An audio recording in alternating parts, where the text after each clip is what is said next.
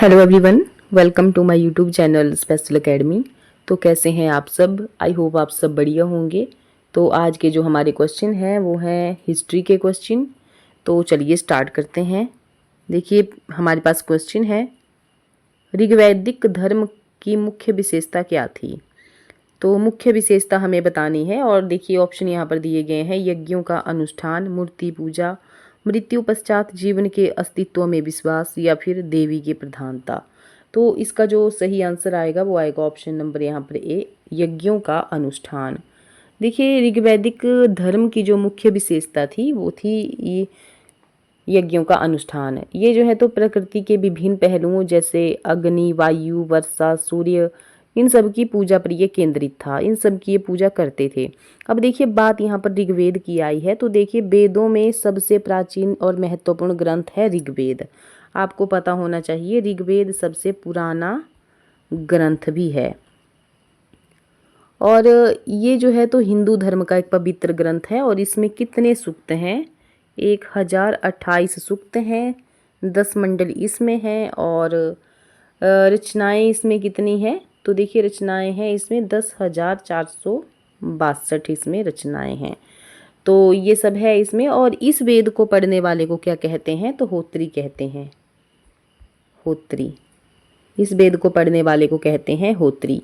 अच्छा, जो ऋग्वेद का तीसरा मंडल है उसमें क्या बताया गया है? ऋग्वेद के तीसरे मंडल में गायत्री मंत्र का यहाँ पर उल्लेख किया गया है।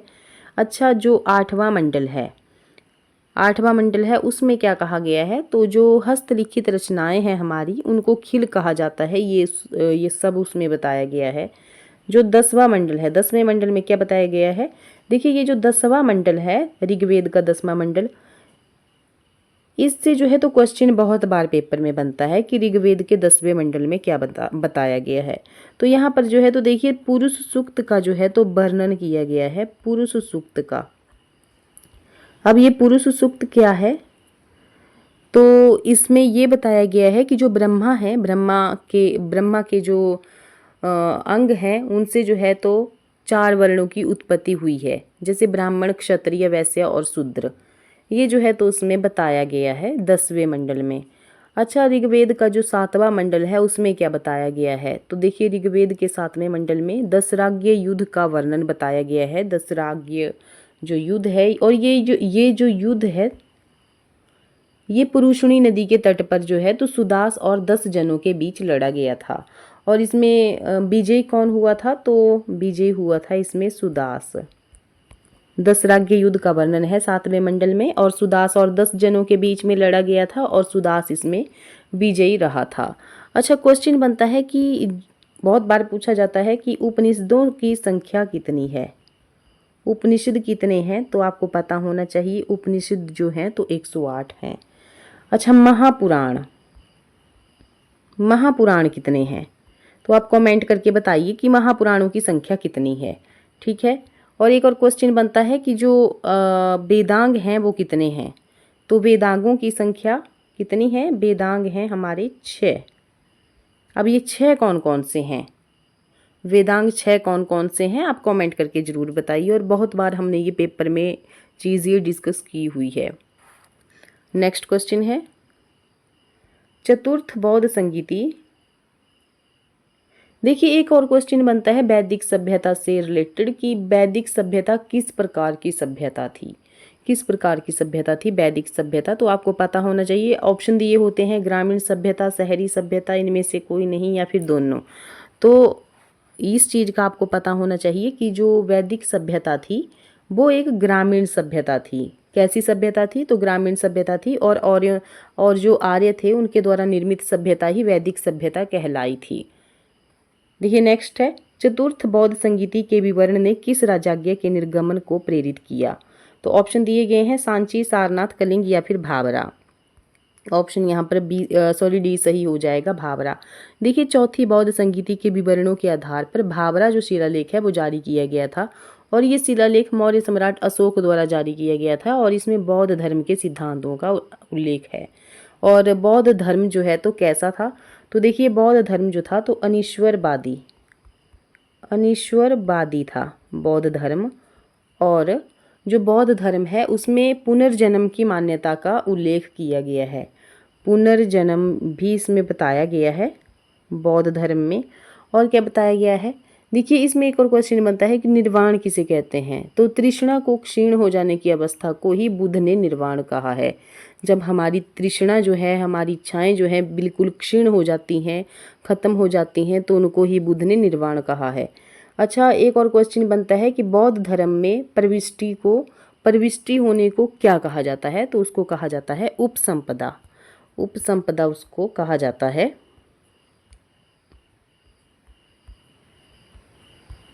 ठीक है। और देखिए बौद्ध धर्म के त्रिरत्न कौन कौन है। त्रिरत्न है बौद्ध धर्म के बुद्ध, धम्म और संघ। ये जो है तो बौद्ध धर्म के त्रिरत्न हैं। ये बात आपको ध्यान रखनी है। उसी तरह से क्वेश्चन बनता है, अब हम बौद्ध धर्म के बारे में डिस्कस कर रहे हैं तो एक क्वेश्चन बहुत इंपॉर्टेंट है इसकी, बौद्ध संगीतियाँ।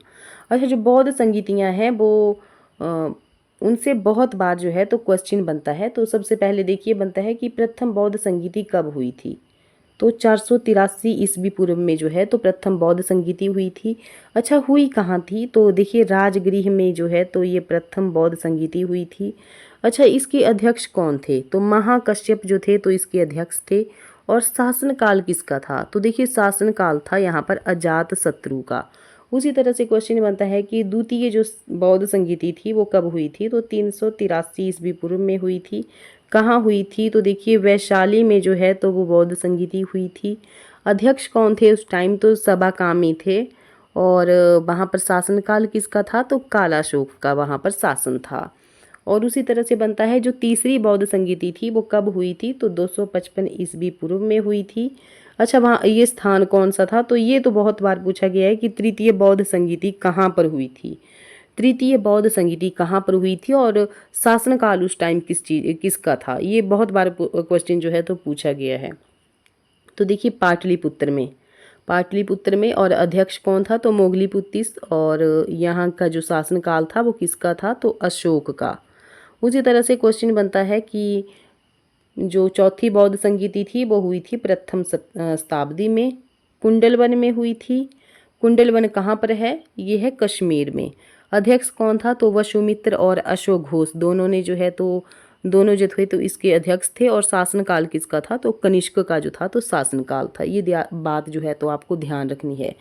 देखिए जैसे ही ये बौद्ध संगीति हुई थी, चतुर्थ बौद्ध संगीति हुई थी, तो इसके बाद जो है तो बौद्ध धर्म दो भागों में बट गया था। एक तो आता है हमारा महायान और दूसरा आता है हीनयान। इन दो भागों में जो है तो ये बट गया था। देखिए जो बौद्ध मठ हैं हमारे, उनसे भी बहुत बार क्वेश्चन पूछे जाते हैं कि भारत के महत्वपूर्ण बौद्ध मठ कौन कौन से हैं। तो देखिए अगर हम हिमाचल की बात करें तो हिमाचल में कौन कौन से हैं। हिमाचल में आता है हमारा ताबो मठ, जो कहाँ पर है, लाहौल स्पीति में है। उसी तरह से नामग्याल मठ, वो कहाँ पर है। तो देखिए धर्मशाला में है। उसी तरह से एक और आता है शासुर मठ। तो शासुर मठ कहाँ पर है। तो ये भी लाहौल स्पीति में है। ये जो है तो हमारे एचपी में ये पूछे जाते हैं। और उसी तरह से जम्मू कश्मीर में कौन से हैं। तो जम्मू कश्मीर में जो है तो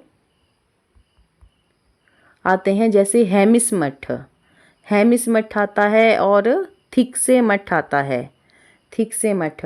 अच्छा उसी तरह से उत्तराखंड में कौन कौन से मठ हैं। तो रूमटेक का आपको पता होना चाहिए। सिक्किम में, सॉरी उत्तराखंड में है मिड्रोलिंग आता है उत्तराखंड में। और ये जो मैंने आपको रूमटेक बताया ये आता है सिक्किम में। उसी तरह से अरुणाचल में आता है तवांग मठ और कर्नाटक में आता है नामड्रालिंग मठ और बिहार में आता है बोधि मंडा मठ। ये जो है तो बहुत इंपॉर्टेंट वाले मठ हैं, आपको ध्यान रखना है इनका, क्योंकि पेपर में इनसे संबंधित जो है तो क्वेश्चन पूछे जाने की संभावना है आगे। तो अब नहीं ऐसे पूछा जा सकता है कि भाई जो महात्मा बुद्ध है उसका जन्म कब हुआ था। तो इस तरह के क्वेश्चन ही अब ऐसे बनेंगे। तो आपको ध्यान होना चाहिए कि जैसे हेमिस से मठ है वो आ गया जम्मू कश्मीर में, मिड्रालिंग मठ आ गया उत्तराखंड में, रूमटेक मठ आ गया सिक्किम में, त्वांग मठ आ गया अरुणाचल प्रदेश में, नामड्रोलिंग मठ आ गया कर्नाटक में और बोधि मंडा मठ आ गया हमारा बिहार में। तो नेक्स्ट क्वेश्चन है, हूण नेता मिहिर कुल किससे परास्त हुआ था? तो हूण नेता की बात की गई है। तो ऑप्शन दिए गए हैं राज्यवर्धन, चंद्रगुप्त, यशोधवर्मन या फिर बुधगुप्त। तो देखिए इसका जो सही आंसर आएगा वो आएगा ऑप्शन यहाँ पर सी सही हो जाएगा, यशोधवर्मन। देखिए हूण नेता जो है तो हूण नेता मिहिर कुल को यशोधवर्मन और बालादित्य ने संयुक्त रूप से इसको हराया था। साथ में कौन आता है? बालादित्य।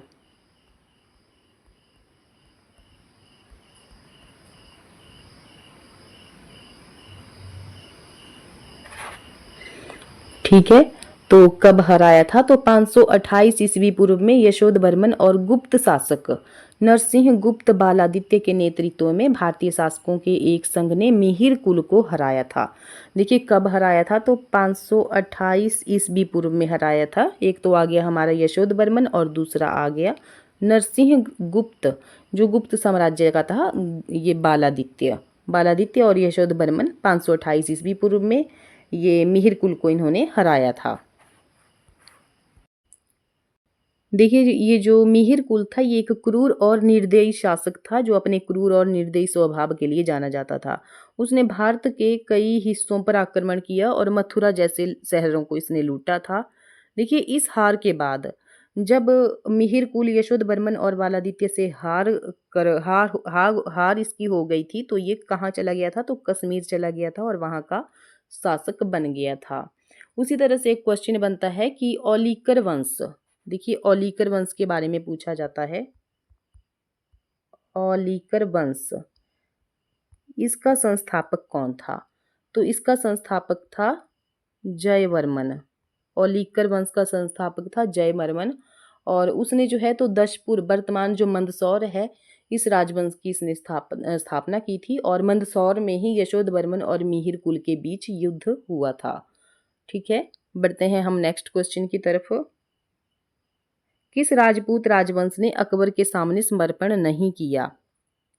तो ऑप्शन दिए गए हैं परमार, प्रतिहार, राठौर या फिर सिसोदिया। ऑप्शन यहाँ पर डी सही हो जाएगा, सिसोदिया राजवंश ने।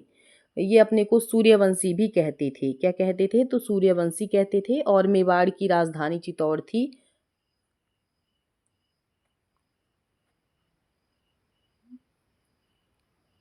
ये अपनी विजयों के उपलक्ष्य में विजय स्तंभ का निर्माण इन्होंने राणा कुंभा ने चित्तौड़ में करवाया था। देखिए खतौली का युद्ध 1518 में राणा सांगा और इब्राहिम लोदी के बीच में हुआ था। ये जो बात बताई है सिसोदिया राजवंश से ही ये संबंधित है। वैसे ही यहाँ पर बात की गई है परमार राजवंश की। तो परमार राजवंश, इसके जो संस्थापक हैं वो कौन थे? तो उपेंद्र राज इसके संस्थापक थे। राजधानी क्या है?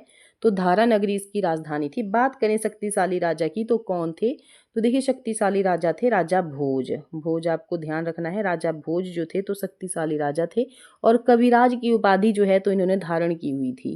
देखिए भोज ने अपनी राजधानी में सरस्वती मंदिर का भी निर्माण करवाया था और यहाँ पर बात की गई है आगे यहाँ पर प्रतिहार वंश की। तो प्रतिहार जो वंश है इसके संस्थापक कौन थे? तो मालवा का शासक नागभट्ट प्रथम गुज्जर जो है तो इसका संस्थापक था। देखिए नागभट्ट द्वितीय की भी यहाँ पर बात की गई है। नागभट्ट द्वितीय को जो है तो राष्ट्रकूट सम्राट गोविंद तृतीय ने हराया था और प्रतिहार वंश का जो सबसे शक्तिशाली राजा था वो था मिहिर भोज। राजधानी क्या थी इनकी? तो कन्नौज थी राजधानी। और अंतिम शासक की बात की जाए तो अंतिम शासक कौन था? तो यशपाल। आपको ध्यान रखना है कि प्रतिहार वंश का जो अंतिम शासक था वो था यशपाल। उसी तरह से यहाँ पर राठौर वंश की जो बात की गई है, राठौर को क्या कहा जाता है? तो एक गहड़वाल भी इनको कहा जाता है। अच्छा इसके संस्थापक कौन है? तो इसके संस्थापक आ गए चंद्रदेव इसके संस्थापक आ गए और राजधानी क्या थी? तो वाराणसी थी। अच्छा सबसे शक्तिशाली या प्रतापी राजा की बात की जाए तो कौन था? तो गोविंद चंद्र था और इसका जो मंत्री था लक्ष्मीधर शास्त्रों का ये प्रकांड पंडित था जिसने कृत्य कल्पतरु नामक ग्रंथ लिखा था। और इस वंश का जो अंतिम शासक था वो था जयचंद जिसने गौरी के 1194 ईस्वी के चंदावर युद्ध में जो है तो इसको मार दिया था। और इसके अलावा भी बहुत सारे राजपूत वंश यहाँ पर आते हैं। ये जो हमने अभी देखे तो ये राजपूत वंश थे। इसके अलावा भी आते हैं जैसे कि चौहान। चौहान वंश भी आता है। अच्छा, इसके संस्थापक कौन थे? तो वासुदेव थे, राजधानी थी अहिछत्र। और बाद में अजयराज द्वितीय ने जो है तो अजमेर नगर बसाया था। चौहान वंश के राजा अजयराज द्वितीय ने अजमेर नगर बसाया था और उसे जो है तो राजधानी बना दिया था। अच्छा, इसके बाद भी आता है, और कौन आता है? चंदेल वंश। तो चंदेल वंश, इसकी राजधानी क्या है? खजुराहो है। संस्थापक कौन है? नन्नुक है। प्रारंभ में जो है इसकी राजधानी कालिंजर थी। राजा जो धंग है, राजा इसमें एक आता है धंग। तो राजा धंग ने अपनी राजधानी कालिंजर से खजुराहो में स्थानांतरित की थी। और देखिए जो राजा धंग हैं उन्होंने कंदरिया महादेव मंदिर का निर्माण जो है तो करवाया था।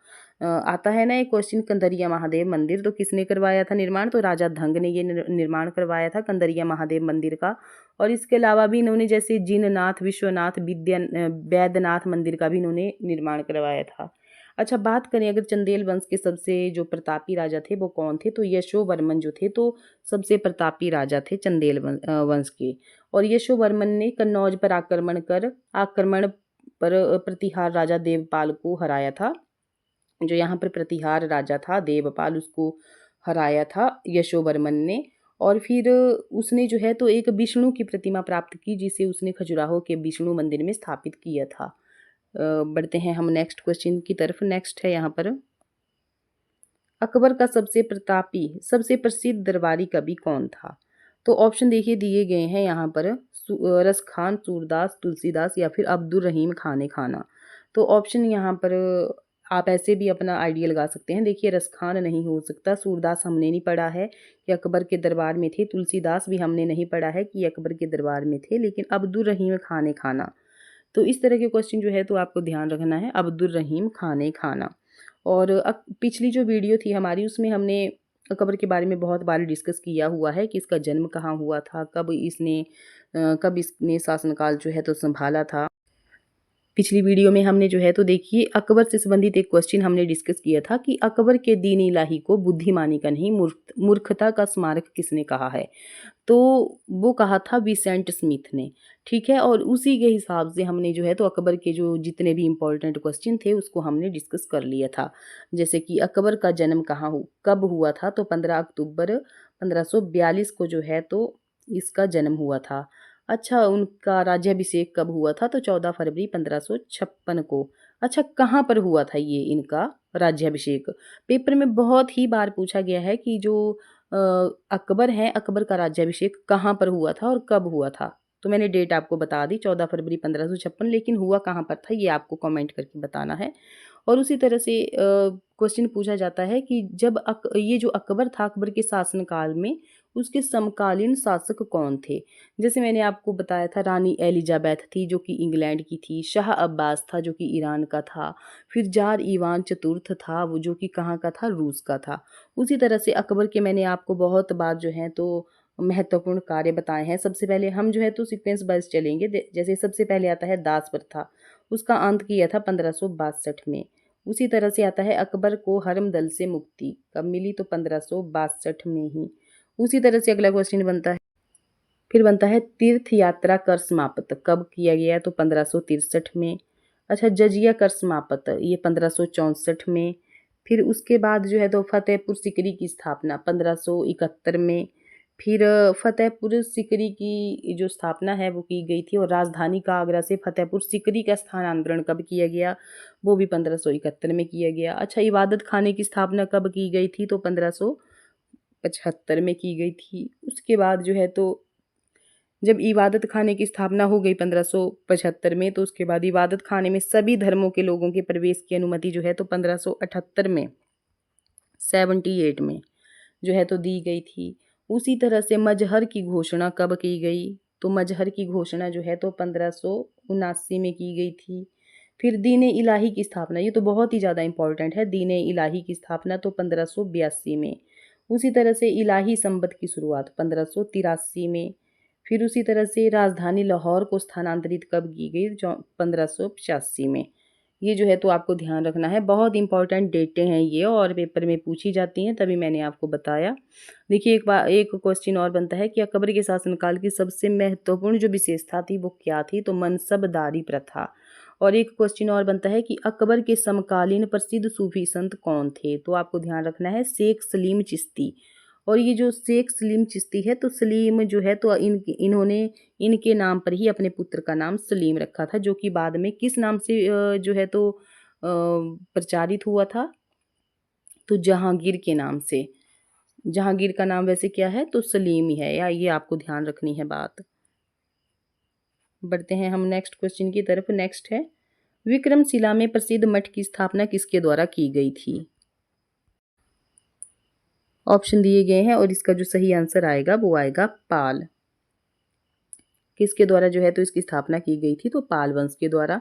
अच्छा, पाल वंश के राजा धर्मपाल द्वारा जो है तो इसकी स्थापना की गई थी, और उन्होंने जो है तो 8वीं शताब्दी के अंत और 9वीं शताब्दी के प्रारंभ में इसका निर्माण करवाया था। अच्छा, पाल वंश के संस्थापक कौन हैं? तो देखिए, गोपाल जो हैं तो पाल वंश के संस्थापक हैं, ये बात आपको ध्यान रखनी है।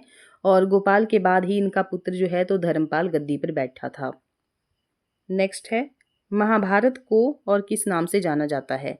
तो महाभारत को जो है तो आपने पढ़ा होगा जय संहिता। तो जय संहिता यहाँ पर कहीं भी नहीं है, तो जय के नाम से ये क्या लिखा है यहाँ पर? जयनामा। तो ये जो है तो यहाँ पर राइट आंसर हो जाएगा। तो ये थे हमारे आज के कुछ इंपॉर्टेंट क्वेश्चन। और आपको वीडियो कैसी लगी है कमेंट सेक्शन में ज़रूर बताएं। वीडियो अच्छी लगी है तो लाइक करें, शेयर करें, कमेंट करें, और पहली बार चैनल पर विजिट कर रहे हैं तो चैनल को सब्सक्राइब जरूर करें। मिलते हैं हम नेक्स्ट वीडियो में। Thank you. Hello everyone, welcome to my YouTube channel special academy. तो कैसे हैं आप सब? आई होप आप सब बढ़िया होंगे। तो देखिए, आज के जो क्वेश्चन रहेंगे वो रहेंगे हिस्ट्री के क्वेश्चन, और बहुत ही इम्पोर्टेंट क्वेश्चन है। वीडियो पूरी ध्यान से देखिएगा। और देखिए, अगर आपको हमारी वीडियोस अच्छी लग रही है तो वीडियो को लाइक, शेयर और सब्सक्राइब हमारे चैनल को ज़रूर से करें। तो चलिए स्टार्ट करते हैं बिना टाइम वेस्ट किए। क्वेश्चन है हमारे पास, किसके शासनकाल के दौरान पहली बार मंगोलों ने भारत में घुसपैठ की? यहाँ पर घुसपैठ की बात की गई है। तो ऑप्शन देखिए दिए गए हैं, अलाउद्दीन खिलजी, बलबन, फिरोज शाह तुगलक या फिर इल्तुतमिश। तो देखिए, इसका जो सही आंसर आएगा वो आएगा इल्तुतमिश। ऑप्शन यहाँ पर डी सही हो जाएगा। देखिए, 1221 में चंगेज़ खां के नेतृत्व में मंगोलों ने सिंधु नदी के किनारे मुल्तान और उत्तरी भारत के कुछ हिस्सों पर हमला किया। हालांकि मंगोलों का मुख्य ध्यान जो था तो पश्चिम की ओर था, और वे भारत में स्थायी रूप से बसने में सफल नहीं हुए थे। और मंगोलों का प्रसिद्ध शासक कौन था? मंगोलों का जो प्रसिद्ध शासक था वो था चंगेज़ खां। चंगेज़ खां आपको ध्यान रखना है। देखिए, अगर बात करें हम इल्तुतमिश की, तो गुलाम वंश का ये तीसरा शासक था। इल्तुतमिश को गुलाम वंश का वास्तविक शासक भी माना जाता है। अगर बात करें हम इसके शासनकाल की, तो इसका शासनकाल है 1211 से 1236, इसका शासनकाल है। और कार्यों की बात की जाए तो देखिए, इल्तुतमिश ने दिल्ली सल्तनत को संगठित किया और मजबूत किया। उसने मंगोल आक्रमणों से सल्तनत को बचाया।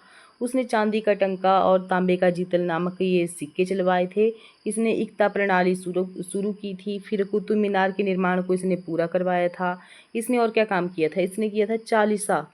उसने चालीसा नामक एक शक्तिशाली परिषद का गठन किया था। और उसने जो है तो बंगाल और सिंध क्षेत्रों की सल्तनत में भी उसको शामिल किया था। ये थे कुछ इम्पॉर्टेंट फैक्ट इसके बारे में। चलिए बढ़ते हैं हम नेक्स्ट क्वेश्चन की तरफ। नेक्स्ट क्वेश्चन है, हिज्र संवत की गणना की जाती है? तो हिज्र संवत की गणना की जाती है, ऑप्शन देखिए दिए गए हैं यहाँ पर। इसका राइट आंसर होगा ऑप्शन नंबर ए, ईसवी संवत, ईसवी सन 622 से। देखिए, जो हिजरी संवत है इसकी गणना इस्लामिक चंद्र कैलेंडर के अनुसार की जाती है, जिसका पहला वर्ष जो है तो 622 ईस्वी में मुहम्मद के मक्का से मदीना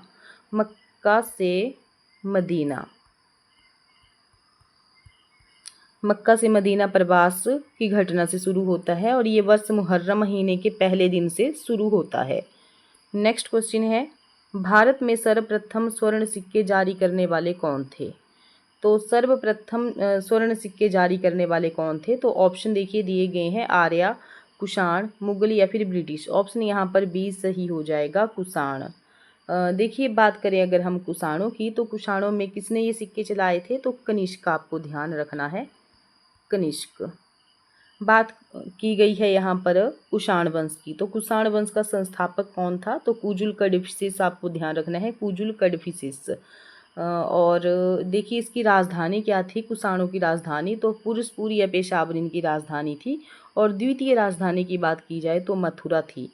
देखिए कनिष्क ने जो है तो 78 ईस्वी में एक संवत चलाया जिसको शक संवत कहा जाता है। इसे ही भारत सरकार द्वारा देखिए प्रयोग में लाया जाता है।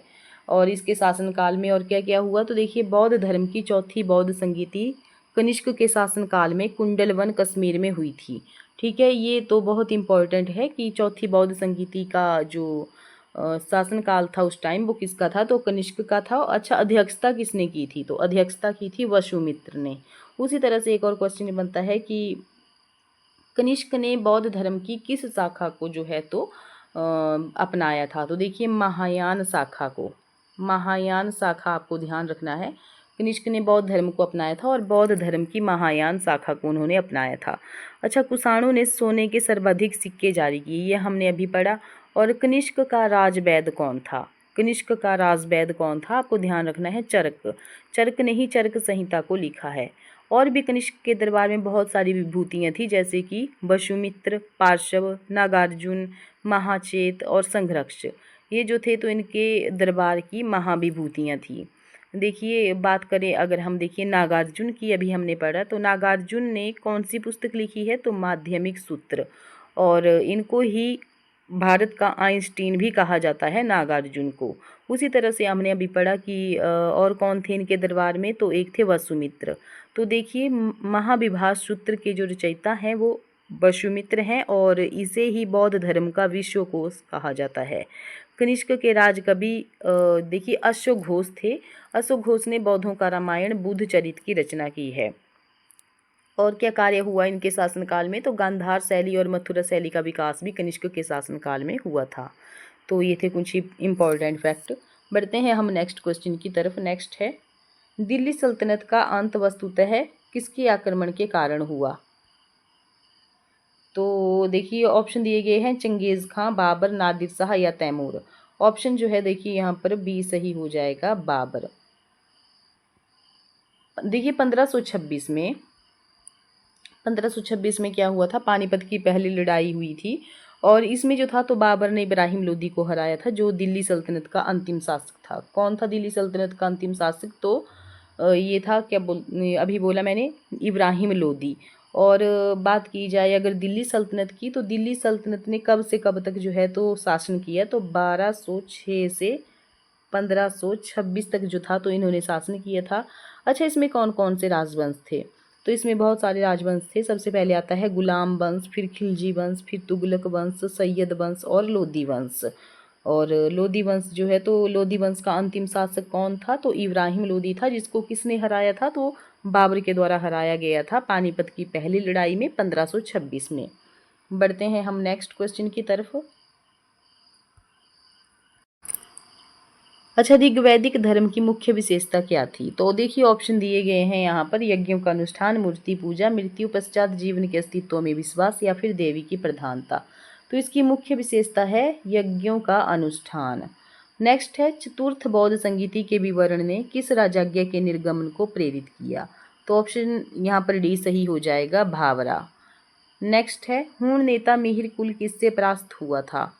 तो ये हुआ था यशोधवर्मन से। और साथ में कौन था? तो बालादित्य। नेक्स्ट है, किस राजपूत राजवंश ने अकबर के सामने समर्पण नहीं किया था? तो कौन सा वो राजवंश था जिसने समर्पण नहीं किया था? तो सिसोदिया राजवंश था वो। नेक्स्ट है, अकबर का सबसे प्रसिद्ध राज दरबारी कवि कौन था? तो ऑप्शन दिए गए हैं, रसखान, सूरदास, तुलसीदास, अब्दुल रहीम खाने खाना। ऑप्शन जो है तो डी यहाँ पर सही हो जाएगा, अब्दुल रहीम खाने खाना। ये जो था तो अकबर का सबसे प्रसिद्ध दरबारी कवि था। नेक्स्ट क्वेश्चन है, विक्रमशिला में प्रसिद्ध मठ की स्थापना किसके द्वारा की गई? तो सेन वंश के द्वारा, राष्ट्रकूट, गुप्त वंश या फिर पाल वंश। तो विक्रमशिला में प्रसिद्ध मठ की स्थापना किसके द्वारा की गई थी? तो पालास। नेक्स्ट क्वेश्चन है, महाभारत को किस नाम से जाना जाता है? तो देखिए ऑप्शन दिए गए हैं, छांदोग्य, कथावथ्यु, विजय पिटक या फिर जयनाम। तो तो ऑप्शन जो है तो डी सही हो जाएगा, जय नाम इतिहास। इसको जय संहिता के नाम से भी जाना जाता है। नेक्स्ट क्वेश्चन है, हड़प्पा सभ्यता पर कौन सा कथन सत्य है? तो ऑप्शन देखिए दिए गए हैं, संस्कृति सामान्यतया अस्थायी थी, अश्वमेध यज्ञ उन्हें ज्ञात था, गाय उनके लिए पवित्र थी, या पशुपति उनके द्वारा पूजनीय थे। तो हड़प्पा सभ्यता का कथन कौन सा सही है? तो ऑप्शन डी यहाँ पर सही हो जाएगा, पशुपति उनके द्वारा पूजनीय थे। नेक्स्ट है, भारत की जाति व्यवस्था किसके लिए बनाई गई थी? तो ऑप्शन देखिए दिए गए हैं, श्रम का व्यावसायिक विभाजन, आर्थिक उत्थान, श्रम की गरिमा को मान्यता, या फिर श्रम का अगतिशीलता। ऑप्शन जो है तो यहाँ पर ए सही हो जाएगा, श्रम का व्यावसायिक विभाजन। नेक्स्ट क्वेश्चन है, संथारा किस समुदाय का धार्मिक अनुष्ठान है? तो संथारा देखिए ऑप्शन दिए गए हैं, सिख, यहूदी, जैन या फिर बौद्ध। तो संथारा किसका आता है? तो जैन धर्म का। नेक्स्ट क्वेश्चन है, किस सम्राट ने संस्कृत भाषा में नागानंद नाटक लिखा? तो ऑप्शन दिए गए हैं, अशोक, चंद्रगुप्त मौर्य, हर्षवर्धन या फिर कनिष्क। ऑप्शन जो है तो सी सही हो जाएगा, हर्षवर्धन। नेक्स्ट क्वेश्चन है, किस लेखक ने अकबर के दीन इलाही को बुद्धिमानी का नहीं उसकी मूर्खता का प्रतीक कहा है? तो देखिए ये कहा था विसेंट स्मिथ जी के द्वारा। नेक्स्ट क्वेश्चन है, जहांगीर का मकबरा कहाँ बना था? गुजरात, दिल्ली, लाहौर या फिर आगरा। तो जहांगीर का मकबरा बना था लाहौर में। ऑप्शन यहाँ पर सी सही हो जाएगा। नेक्स्ट क्वेश्चन है, आचार्य विनोबा भावे ने 1940 में व्यक्तिगत सत्याग्रह कहाँ से शुरू किया था? तो ये शुरू किया था पावनार से। नेक्स्ट क्वेश्चन है, स्वदेशी आंदोलन प्रारंभ किया गया था, तो कहाँ से ये स्वदेशी आंदोलन प्रारंभ किया गया था? तो ऑप्शन देखिए दिए गए हैं यहाँ पर, और इसका जो सही आंसर आएगा वो आएगा बंगाल के विभाजन के विरोध में। ऑप्शन यहाँ पर ए सही हो जाएगा। नेक्स्ट क्वेश्चन है, लाला लाजपत राय किसके विरोध में प्रदर्शन कर रहे थे जब उन्हें पुलिस निर्दयता का सामना करना पड़ा? तो किसके विरोध में ये प्रदर्शन कर रहे थे? तो ऑप्शन देखिए दिए गए हैं यहाँ पर, रॉलेट एक्ट, मिंटो मार्ले सुधार, साइमन कमीशन या फिर पीट्स इंडिया एक्ट। ऑप्शन जो है तो सी सही हो जाएगा, साइमन कमीशन के विरोध में। नेक्स्ट है, ब्रिटिश क्राउन ने किस वर्ष ईस्ट इंडिया कंपनी से भारत की संप्रभुता प्राप्त की थी? तो किस वर्ष की थी? तो देखिए ऑप्शन यहाँ पर दिए गए हैं, और इसका जो राइट आंसर आएगा वो आएगा ऑप्शन नंबर ए, 1858 में। तो ये थे आज के कुछ इंपॉर्टेंट क्वेश्चन। और क्वेश्चन आपको कैसे लगे, वीडियो आपको कैसी लगी, ज़रूर से कमेंट बॉक्स में बताएं। और पहली बार हमारे चैनल पर विजिट कर रहे हैं तो हमारे चैनल को सब्सक्राइब ज़रूर करें। मिलते हैं हम नेक्स्ट वीडियो में। Thank you. Hello everyone, welcome to my YouTube channel special academy. तो कैसे हैं आप सब? आई होप आप सब बढ़िया होंगे। तो आज के जो हमारे क्वेश्चन रहेंगे वो रहेंगे पॉलिटी से संबंधित। तो बिना टाइम वेस्ट किए चलिए स्टार्ट करते हैं। तो क्वेश्चन है हमारे पास यहाँ पर, न्यायालय में कौन सा प्रवर्तनीय है? कौन सा प्रवर्तनीय है? ऑप्शन दिए गए हैं, निर्देशक तत्व, मौलिक अधिकार, मौलिक कर्तव्य या फिर प्रस्तावना। ऑप्शन यहाँ पर बी सही हो जाएगा, मौलिक अधिकार। नेक्स्ट क्वेश्चन है, किसी राजनीतिक दल को मान्यता प्रदान की जाती है, तो कहाँ मान्यता प्रदान की जाती है? तो किसके द्वारा? राष्ट्रपति द्वारा, उपराष्ट्रपति द्वारा, चुनाव आयोग द्वारा या फिर कैग द्वारा। ऑप्शन यहाँ पर सी सही हो जाएगा, चुनाव आयोग के द्वारा। नेक्स्ट क्वेश्चन है, संविधान में ग्राम पंचायत की स्थापना किसके अंतर्गत उल्लेखित है? देखिए ऑप्शन यहाँ पर दिए गए हैं, आर्टिकल 40, आर्टिकल 45, आर्टिकल 49 या फिर आर्टिकल 51 ए। तो इसका जो है तो ऑप्शन यहाँ पर ए सही हो जाएगा, आर्टिकल 40। नेक्स्ट क्वेश्चन है, भारत में कैग का कार्यकाल कितना है? तो ऑप्शन देखिए दिए गए हैं यहाँ पर, और आंसर जो है तो इसका ऑप्शन यहाँ पर डी सही हो जाएगा, 6 वर्ष या 65 वर्ष की अवधि, आयु। जो भी पहले होगा वो इसमें इंक्लूड होगा। नेक्स्ट है, दल बदल निषेध कानून सबसे पहले 1789 में लागू हुआ। कहाँ हुआ था ये लागू? तो देखिए ये हुआ था लागू पश्चिमी बंगाल में। नेक्स्ट क्वेश्चन है, वह कर जो आय बढ़ने के साथ साथ व्यक्ति की आय का उच्च अनुपात लेता है क्या कहलाता है? ऑप्शन यहाँ पर सही हो जाएगा बी, ऑप्शन बी, प्रगामी कर। नेक्स्ट क्वेश्चन है, संसद का निम्न सदन कौन सा है? निम्न सदन कौन सा है संसद का? तो ऑप्शन यहाँ पर बी सही हो जाएगा, लोकसभा। नेक्स्ट क्वेश्चन है, राज्यसभा का पदेन अध्यक्ष होता है, तो उपराष्ट्रपति यहाँ पर सही आंसर आ जाएगा। नेक्स्ट क्वेश्चन है, लोकसभा के अंदर व्यवस्था बनाए रखने का अंतिम अधिकार किसके पास होता है? तो ये होता है अध्यक्ष के पास। ऑप्शन जो है तो यहाँ पर सी सही हो जाएगा। नेक्स्ट क्वेश्चन है, देखिए अगर आपको हमारी ये वीडियो अच्छी लग रही है तो वीडियो को लाइक ज़रूर करें और हमारे चैनल को ज़रूर से सब्सक्राइब करें। नेक्स्ट क्वेश्चन है, अध्यक्ष द्वारा अनुमत प्रश्नों में से कौन सा सबसे महत्वपूर्ण माना जाता है? तो कौन सा सबसे महत्वपूर्ण माना जाता है? तो ऑप्शन जो है यहाँ पर डी सही हो जाएगा, शॉर्ट नोटिस, अल्प सूचना। नेक्स्ट क्वेश्चन है, राज्यसभा के सदस्य किसके द्वारा चयनित होते हैं? तो किसके अनुसार जो है तो चयनित होते हैं? तो ऑप्शन देखिए यहाँ पर सी सही हो जाएगा, एकल हस्तांतरणीय मत प्रणाली। नेक्स्ट है, प्रधानमंत्री की नियुक्ति में राष्ट्रपति अपना विवेक कब उपयोग कर सकता है? तो कब उपयोग कर सकता है? तो ऑप्शन देखिए यहाँ पर सी सही हो जाएगा, जब किसी भी राजनीतिक दल को लोकसभा में स्पष्ट बहुमत नहीं हो।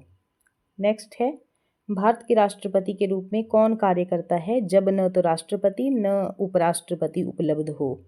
तो कौन जो है तो कार्य करता है? तो भारत के मुख्य न्यायाधीश। ऑप्शन जो है तो यहाँ पर बी सही हो जाएगा, भारत के मुख्य न्यायाधीश।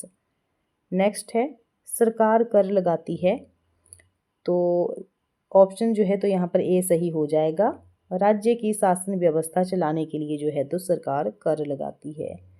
नेक्स्ट है, उच्च न्यायालय के मुख्य न्यायाधीश और अन्य न्यायाधीशों की नियुक्ति की जाती है, तो किसके द्वारा की जाती है? ऑप्शन यहाँ पर कौन सा सही हो जाएगा? तो ऑप्शन यहाँ पर ए सही हो जाएगा, राष्ट्रपति के द्वारा। तो ये थे हमारे कुछ क्वेश्चन, और वीडियो आपको कैसी लगी है कमेंट सेक्शन में ज़रूर बताएं। मिलते हैं नेक्स्ट वीडियो में। Thank you.